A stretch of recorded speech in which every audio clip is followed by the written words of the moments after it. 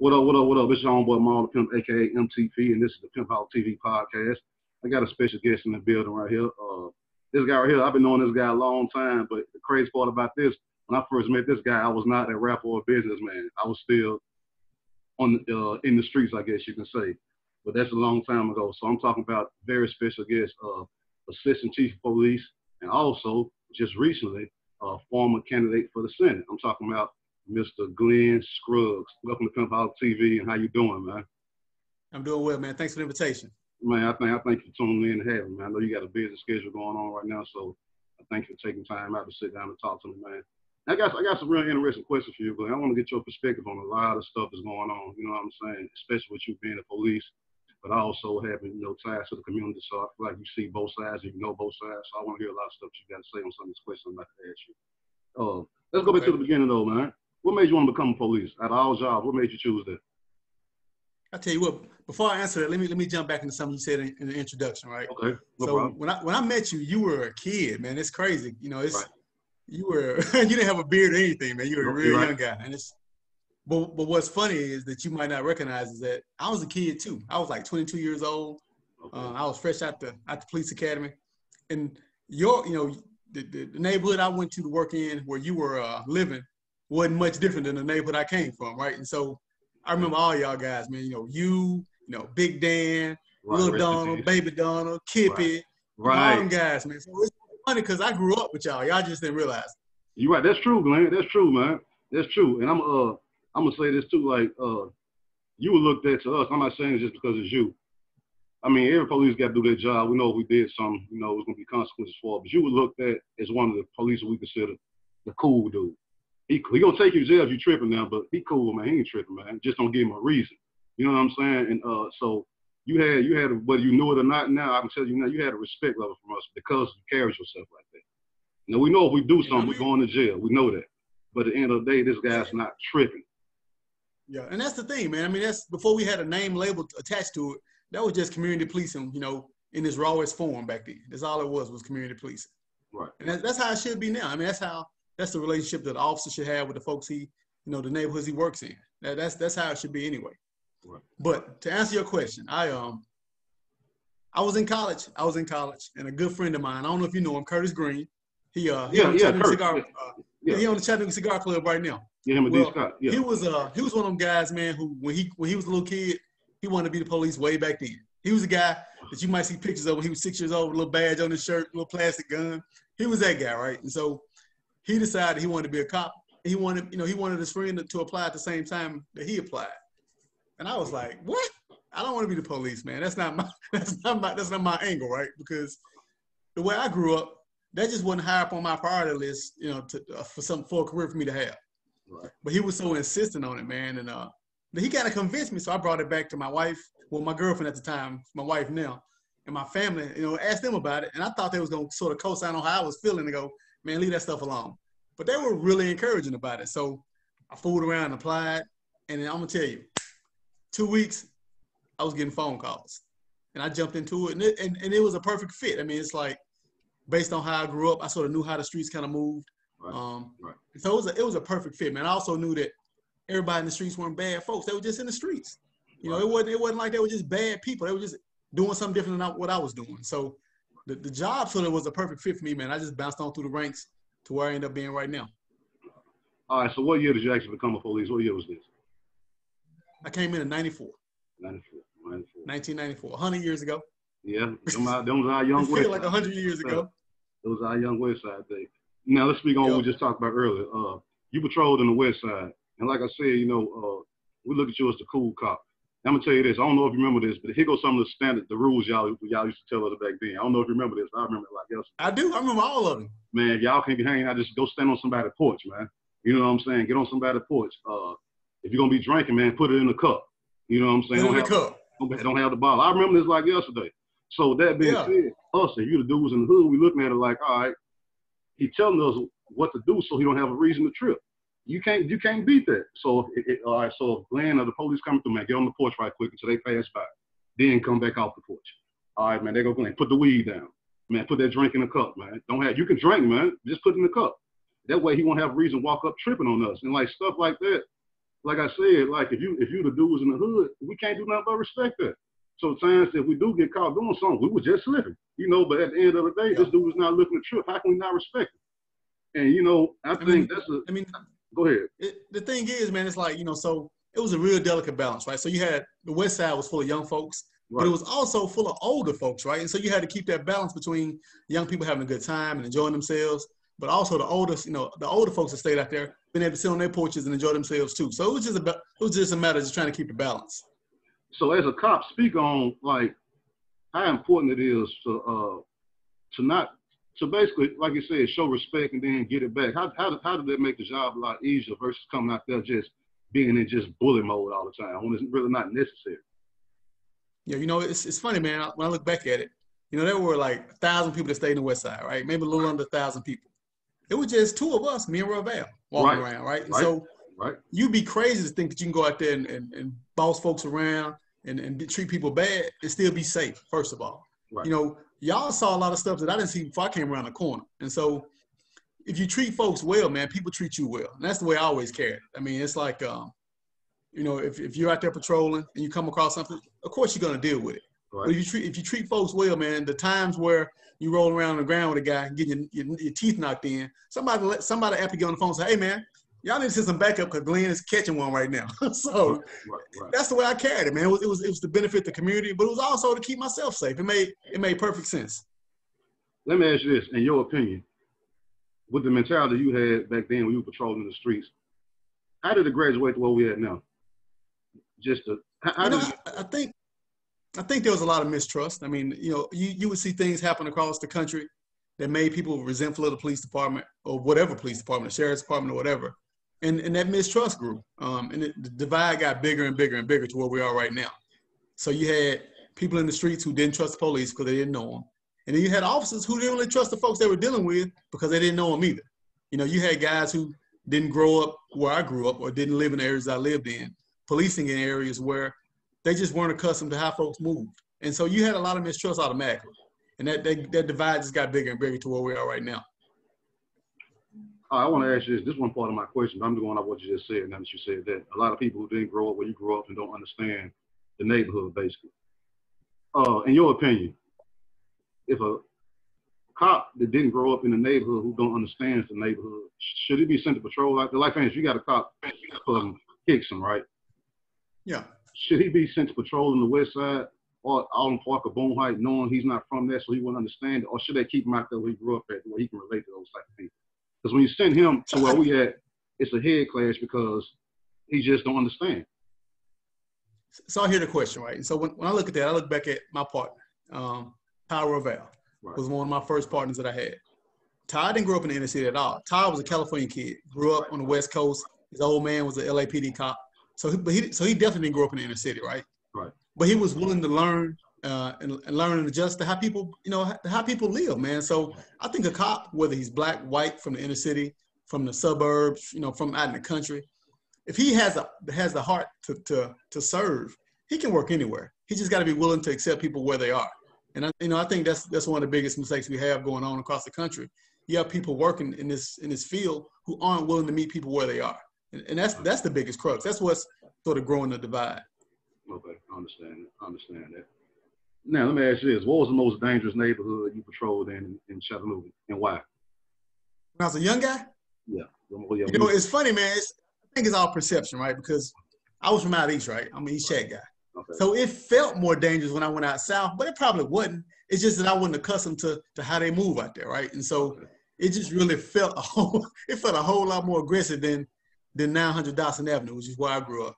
Okay. But looking back at it, it really wasn't. It was just my perception of it. I mean, they had shootings in East Chat. They had shootings on the south side. So I think it's all dependent on, it really depended on your mentality and how you view things. And if you crunch the numbers, back then in the 90s, it was probably a little bit more reckless on the south side, but it wasn't much better on the east. It just, I was just comfortable out east. Okay, gotcha. Let's move on to this. The police brutality situations. I got to touch on these so I get your opinion on this before I ask my generic questions. First, I guess the George Floyd scenario. As a police, when you see that, what's the first thing that crosses your mind as a police? I was thinking, I've been in 100 fights, man. I mean, but that wasn't a fight. That guy was in custody already. He wasn't putting any resistance up. There was no reason for that officer to have his knee on that guy's neck. I mean, you can control a person 100 different ways, but that ain't the way you do it. And that's not the way anybody that I've ever been around has been taught to do it. And I've been to police departments all across this country.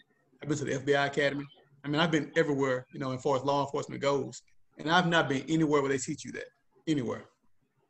Okay. So it made me feel sick because I knew that the guy was suffering. I didn't know he was going to die. You know, of course, hindsight, looking back at it, you know, we saw that tape as a result of his death.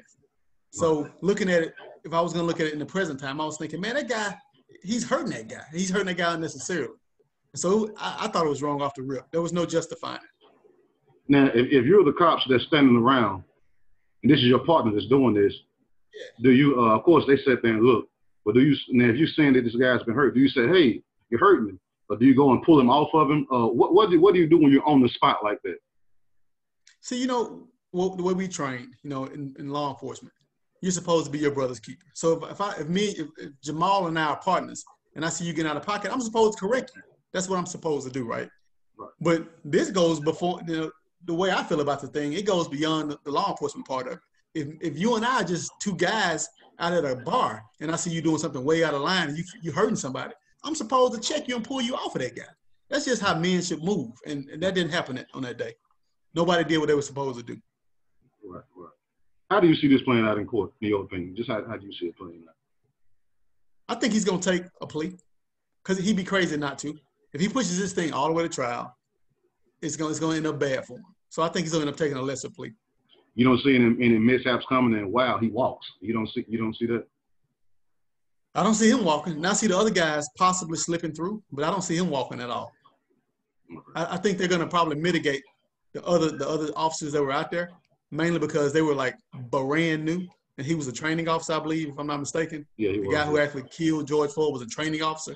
So those two or three guys that were standing there were fresh off the doggone academy. And I think they might slide through. They won't go unpunished, but they might slide through without any serious time.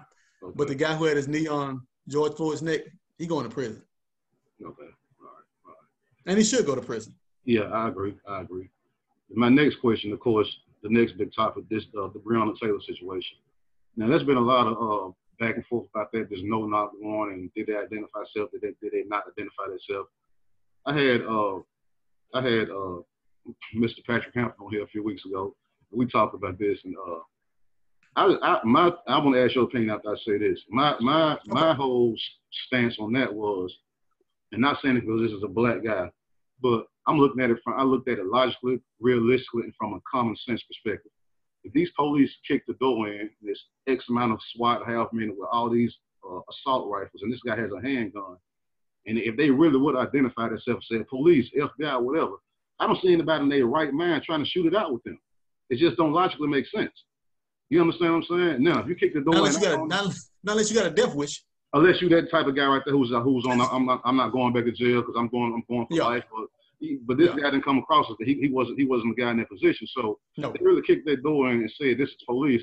Why would you, in your right mind, just open fire like you're gonna win? I don't think you would. I don't think you would. I think based on what he's saying and based on what they're saying, I think it's possible that two things can be right at the same time. I think they could have announced. Now I don't know if they did or didn't. Right. But they could have announced. And it's also possible that he didn't hear him. I mean, if I'm in the bed asleep and somebody hit my door, the first thing I'm probably going to hear is the sound of them hitting the door. It's not going to be the things they say before they hit my door. And so I guess they could have announced because that's what they're saying. But I also think it's very well possible that guy didn't have any idea who that was coming to that door. Right. And I know if right now somebody kicked my door in, I know what I'm doing.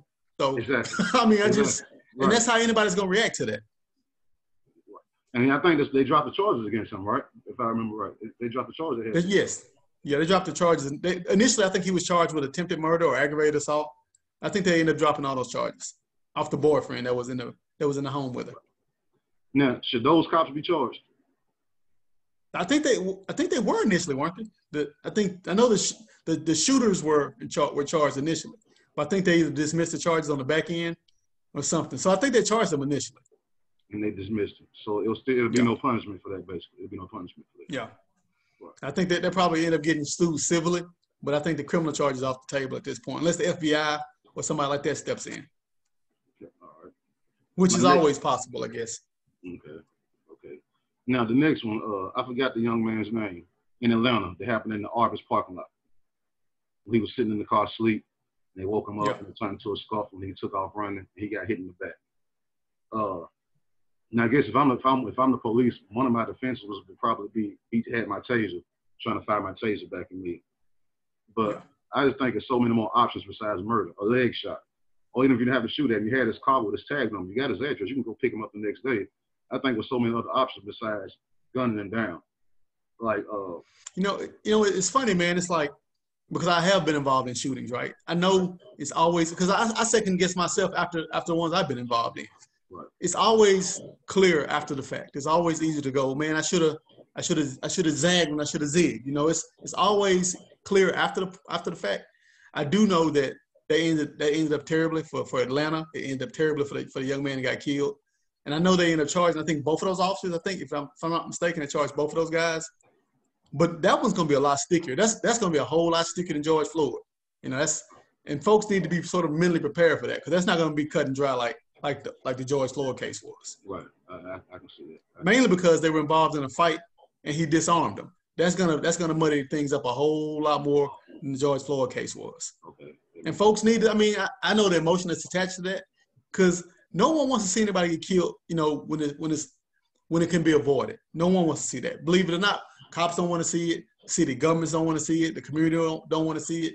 But now that that's happened, we gotta sort of steel ourselves for what might happen in court. Because I think that's gonna be a whole lot more controversial than anything that could happen with George Floyd's case.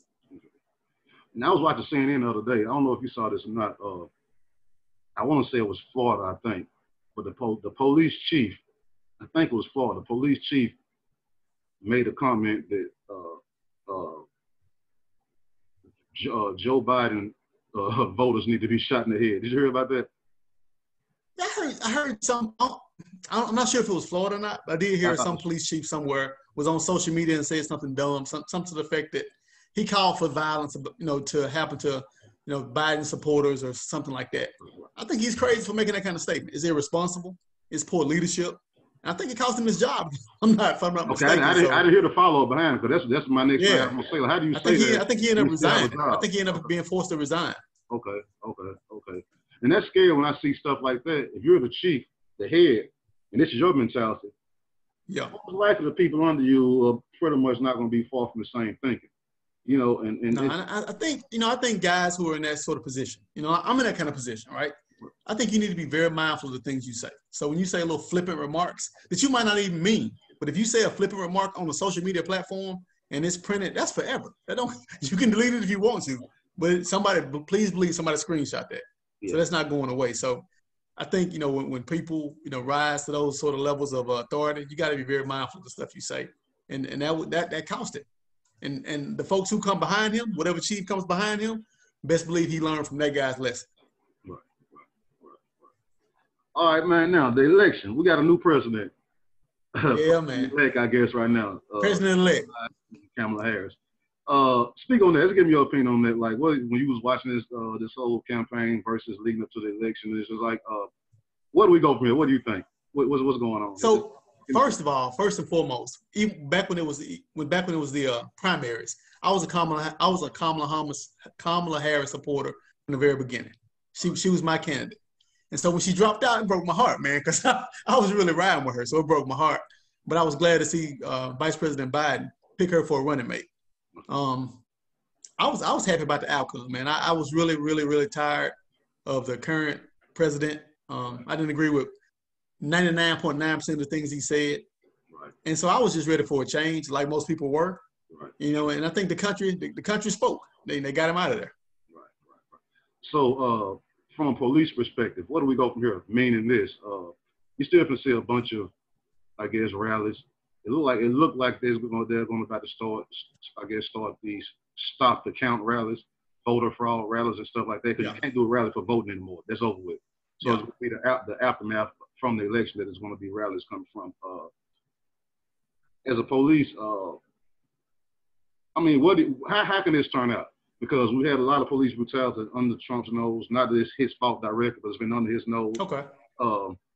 Now, people are going to try in numbers to support him. We got a race war going on between blacks and police. So, where do we go from here with this, man? From a police perspective, like, because I'm saying you all because you are police. Y'all gonna be called out to calm these protests, hold certain people back. Like, it seems like it's just going. We're not far from finished. I mean, it's a long way to go. What I would like to see happen, man, is everybody just take a deep breath first. I mean, just take a breath. Because I think we've been fighting so long and everybody's been tight for so long that we haven't taken a chance to take an opportunity to just exhale, just breathe, you know? As far as the rallies go, people have a First Amendment right to rally and to come and be heard and speak their opinions. So, you know, just like during this past summer, we had protests in downtown, those folks had a right to be there, you know? Whether folks were happy about that or not, it was our job as law enforcement just to make sure things didn't get out of hand, make sure no one got hurt, make sure no property got damaged. And we'll do the same thing, you know, with whatever group that presents itself. So if you have a bunch of folks that rally and want to come and have a gathering to support President Trump and his efforts to maintain office, so be it. As long as it's peaceful, there's no property damage, no one gets hurt. You know, our job is pretty much to be in the middle and the referee the thing. And that's pretty much the stance we took in Chattanooga. Now I know some other agencies across the country took some different approaches. Right. And you saw a whole lot of mayhem happen when that happened. I think you gotta use your head. You know, Chattanooga has 500. We're budgeted for 500 police officers on the police department. 500 people can't physically control a fight between 500 cops and 2,000 citizens, and that's not the way it's supposed to be anyway. So what we do is maintain order. You know, keep the peace, and put up a prayer and make sure things work out. Definitely. All right, my final question here. Glenn Scruggs, Assistant Chief of Police, just recently ran for Senate. Yeah. Talk to me, what made you want to do that, man? What did it come from? What made you want to step it up and go there? So believe it or not, man, you know, when my friend Curtis got me to convince me to apply for the police department, right. Even way back then in '94, I was a real big fan of politics. I was a student for politics. I've always watched it real closely. And the further I got through the police department, the more I paid attention to it, because a lot of stuff that was happening at the state level, the laws that were being passed, and the bills that were being pushed, they directly impacted how we policed in Chattanooga, right? Some of the stuff that took place at the state level impacts us what we do in the city. And so I paid more and more attention to it. But I would get home from work and, you know, be sitting on the couch watching MSNBC or CNN or even Fox. And I would be so aggravated with what I was seeing the politicians in Nashville do and the politicians in DC do. You know, you sitting there aggravated, wagging your fist at the TV all the time, and that wasn't fixing anything. And so I was toward the end of my career with the police department, and I decided, man, it's just time to put some skin in the game. You've been sitting here complaining and crying on the couch for the last 15 years, not doing anything about it. Give it a try, give it a shot. See what you can do to make things better. And that's what the main motivation was, to see if I could go into the state Senate and make things better. I mean, those guys up there, guys and young ladies up there, pass laws and push bills through to the governor's office that have ripple effects in the communities that they might not even be aware of, because they don't live in those communities where a lot of stuff is enforced. And so I just wanted to add a perspective that they don't have up there. I mean, there's a ton of folks up there who are practicing attorneys, who are lawyers by trade. That don't mean they know what happens on the street level. Right. And so I wanted to just add another perspective to it. Okay, now let me ask you this. You can educate me on this because I don't know this. What's the responsibility that comes with being in the Senate? Like, what would be if you have won that? What are you doing now? What are your job descriptions? Gotcha. So really, man, you're trouble. You put out fires. You're a troubleshooter. So you find out from your community what the needs are, right? And you sponsor bills to remedy those needs. Like, you know, one of the things that our current senator, Senator Gardenhire, that he took an interest in was the food desert issue, right? In East Chattanooga, there wasn't a grocery store. There's not a grocery store in the West Side at the time. And so he took an interest in trying to find a solution for that problem. That's one thing that we agree on, that there were some issues that needed to be addressed in the food deserts in East Chattanooga and also in East Lake even, you know, if you skip over the bylaw on 23rd. Right. Yeah, it is Baylow. The Baylow on 23rd. There are pockets in Chattanooga that didn't have grocery stores. You look for those issues and you figure out ways to solve them. You also, groups that exist in your district, they bring you problems. They say, hey, we got an issue with teacher funding. We need to figure out a better way to fund our schools and to pay our teachers. And you work on those problems. So you're just a problem solver. That's the whole gist. I mean, it's got a whole lot of nuance to it, but at its base, you're just a problem solver. Okay. I never knew what the job consisted of. I hear the word all the time, but I never knew. Yeah. I never knew. So you just educated me on that. The thing is, man, it's like there's all these different committees up there, right? There's like the Judiciary Committee, which is where I wanted to be because that deals with how laws and bills are being pushed through. And so I definitely want to be on that because I have 26 years worth of experience in dealing with laws that have been passed down, the ripple effects of those laws, how they impact people, whether negatively or positively. So that's where I wanted to be. Okay. And I still want to be. All right. Just so you know. So I still want to be. We hadn't heard the last of Glenn with the Senate chasing. You ain't heard the last of Glenn Scruggs. I get that. Well, hey, Glenn, man, listen, I appreciate you for tuning in, my man. It's much love, much respect. See, I know you got to jump off and handle some more business, but, man, I just want to say thank you, man, for everything, man. And let everybody know if they want to follow you on social media or websites you got going on, where can they find you at, man? Yeah, so my campaign website is still up, Glenn for Senate. And the name, of course, is going to change, but it was currently glenforsenate.com. That's going to change to Glenn for Tennessee, more than likely. Okay. But so you can reach me there. You can reach me at my social media platform, Facebook platform, Glenn Scruggs.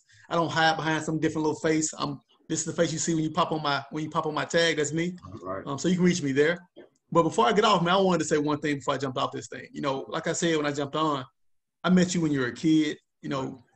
And to watch you grow and to become the man that you are today, it's inspiring, man. I mean, we all don't start off with with silver spoons and chauffeur drivers, right? And so you went through the path you took, and I went through the one I took, and we both ended up being two men sitting here on a Zoom conference call having a good conversation. So I just want to applaud you and a lot of guys who came up at the same time you came up, who are doing well as well. I mean, I think a lot of people think that when you start off in a certain place, you're gonna end up in that certain place too, and that ain't the case. So I just want to say, man, I'm proud of you guys, man. And I'm proud of the man you've become. Man, Glenn, I appreciate that, man. Thank you so much, my brother. I appreciate that, man. I appreciate you, man. Most definitely. Take care of yourself. We'll be in touch, my guy. All right, man. You be careful, man. Stay real. Thank you, bro. Yeah.